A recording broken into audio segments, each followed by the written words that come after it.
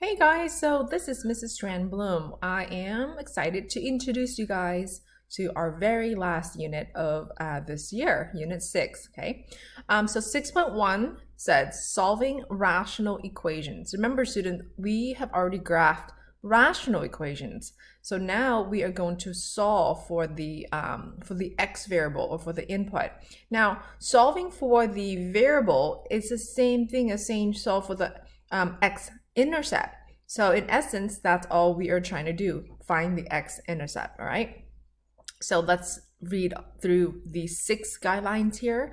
These are blank on your notes packet, so please fill it out. Number 1, factor the denominators and find the lowest common denominator. Find restrictions. Remember, students, we did this already in prior units. Step number 2, multiply both sides of the equation by the lowest common denominator. The purpose of this is that way we can do step number 3, which is cancel all of your denominators. Step number 4, distribute the numerators with their remaining LCD pieces, if applicable. And 5, solve the remaining equation using basic algebra. And 6, always check your answers against the restriction that you stated on step number 1. So let's use all of them. Okay, here we go. Factor the denominator and find restrictions. So number 1, your denominator are 5m and 2m. So the lowest common denominator that you would have here, LCD, well, the lowest common denominator between a 5 and a 2 would be a 10. And the lowest common denominator between an m and an m would be just an m. So if you look at this, that's your lowest common denominator. But don't forget, we also want to find the restrictions, right? To find the restriction, we take each denominator and we set equal to 0. So 5m equals to 0. That means divide both sides by 5. 0 divided by 5 is still 0. So m cannot be 0. And this is very similar to this side. Since they are both equal to 0, we don't need to write it out twice. So students, the restriction is m cannot be 0, with the LCD being 10m. So as you can see, it says here, step number 2, multiply both sides of the equation by the lowest common denominator. So we are going to go, okay, well, the left side, oops, this is 3m. 3m plus 2 over 5m, okay, multiply that by the common denominator, which is 10m or 10m over 1, totally okay to write like that. You can even use parentheses like this. Normally, I like to use parentheses so that way I know, okay, well, this is multiplying the entire numerator, which is binomial on the numerator. Then your second piece over here is going to be 2m minus 1. And again, I normally like to use parentheses, okay? Just know that 10m and 10m over 1 is exactly the same. So you can write it however you like. And equals to 4. Don't forget, the other side of your equation also needs to be multiplied by the lowest common denominator. Then from here, we are going to cancel the denominator. That's the purpose, or reduce. So I'm going to go, okay, 10 and 5. I'm left with 2. M and M is now gone. 10 and 2, I'm left with 5. And M, they're gone. On the right side, there's no denominator, so I don't need to do anything there. Okay, so let's distribute cautiously. 2 times 3m, that's 6m. 2 times 2, that's 4.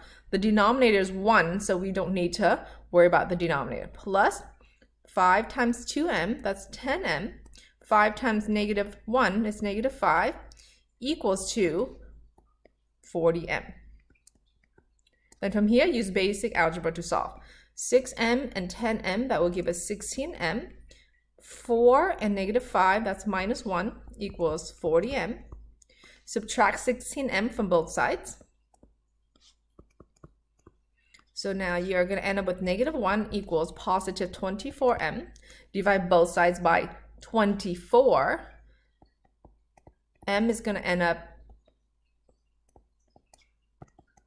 as a negative 1 over 24. Now, before you go and box this up, check your restriction.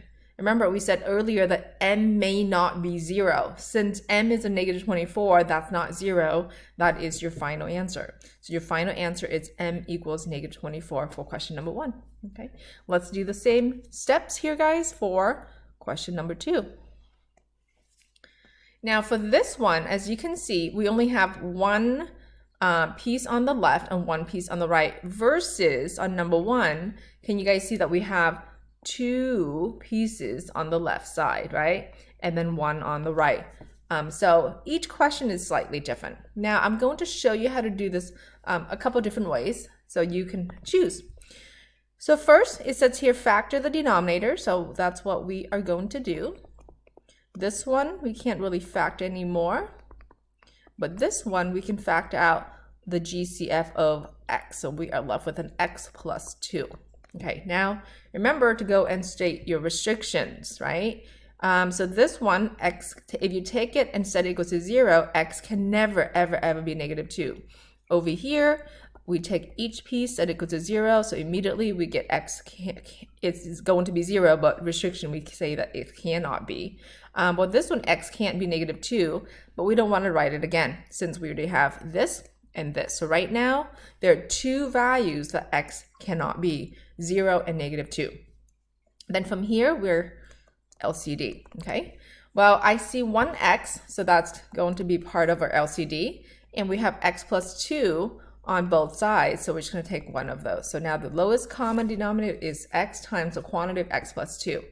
We are going to go in and multiply each side by the LCD. And so I'm going to copy the original equation back, okay, and give myself some space.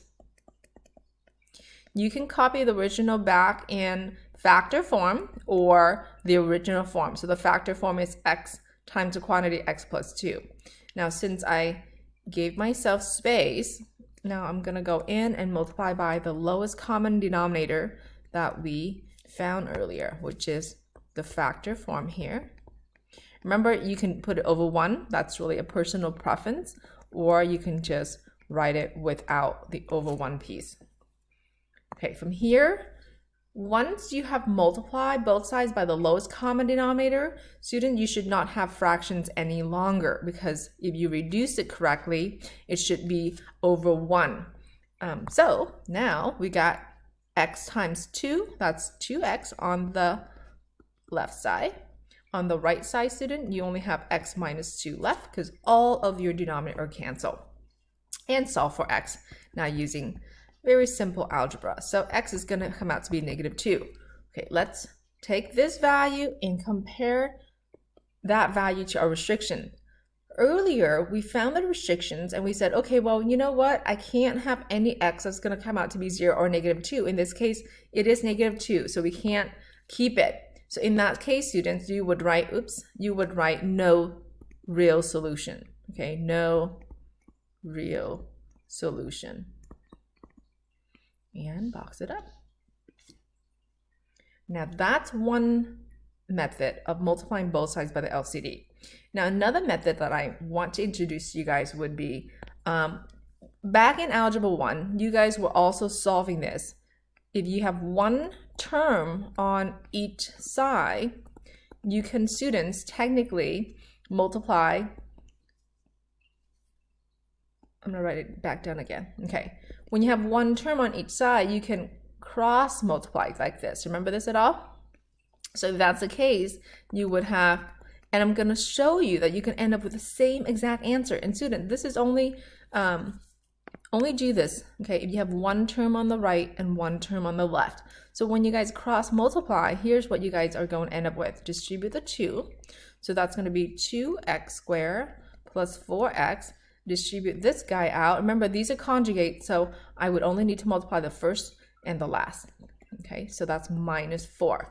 Well, subtract x squared over here. At the same time, I want to move the 4 over, Okay, so now I'm going to cancel this. This is now just x squared plus 4x plus 4 equals to 0.